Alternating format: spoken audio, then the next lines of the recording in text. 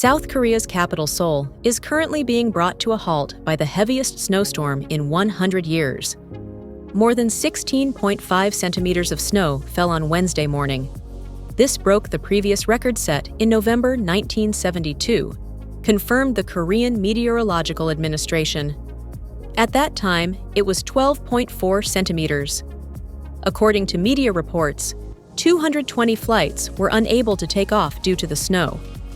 Around 90 ferries were unable to leave the ports, and several hundred hiking routes were closed.